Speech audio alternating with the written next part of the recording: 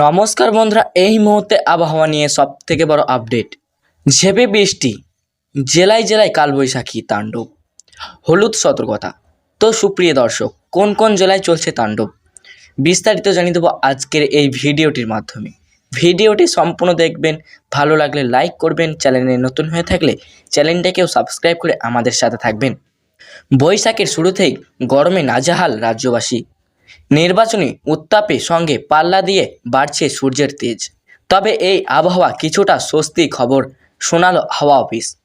রাজ্যে বেশ কয়েকটি জেলায় ঝড় বৃষ্টির সম্ভাবনা, সেই সঙ্গে জারি করা হয়েছে হলুদ সতর্কতা। 30 থেকে 40 কিলোমিটার গতিবেগে বইতে পারে হাওয়া। এর পাশাপাশি কলকাতাতে আজ দিনভর মেঘলা থাকবে আকাশ। দুপুরের পর থেকে বৃষ্টির সম্ভাবনা একাধিক জেলায়। আলিপুর আবহাওয়া অফিস জানিয়েছেন, আজ বাঁকুড়া, পূর্ব ও পশ্চিম বর্ধমান, বীরভূম, নদিয়া এবং উত্তর 24 পরগনা জেলার অনেক জায়গায় হালকা থেকে মাঝারি বৃষ্টি বা বজ্রসহ বৃষ্টির প্রবল সম্ভাবনা রয়েছে।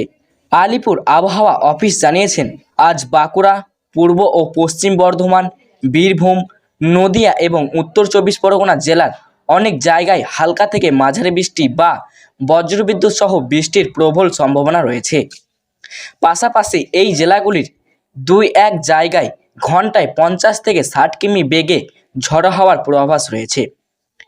এছাড়াও দক্ষিণবঙ্গের বাকি জেলাগুলির 2-1 জায়গাতেও হালকা থেকে মাঝারি বৃষ্টি বা বজ্রবিদ্যুৎ সহ বৃষ্টি হতে পারে। সেই সঙ্গে 1 বা 2টি জায়গায় বজ্রপাত ও ঘন্টায় 40 থেকে 50 কিমি বেগে ঝড়ের সম্ভাবনা রয়েছে। উত্তরবঙ্গের কয়েকটি জেলায় হলুদ সতর্কতা জারি করেছে হাওয়া অফিস। শনিবার পর্যন্ত দার্জিলিং, জলপাইগুড়ি, কালিম্পংয়ে হালকা ও মাঝারি বৃষ্টির সম্ভাবনা রয়েছে। আজ বৃহস্পতিবার দার্জিলিং, জলপাইগুড়ি, কালিম্পং, কোচবিহার ও আলিপুরদুয়ারের কালবৈশাখীর পূর্বাভাস সঙ্গে বজ্রপাতের আশঙ্কা রয়েছে।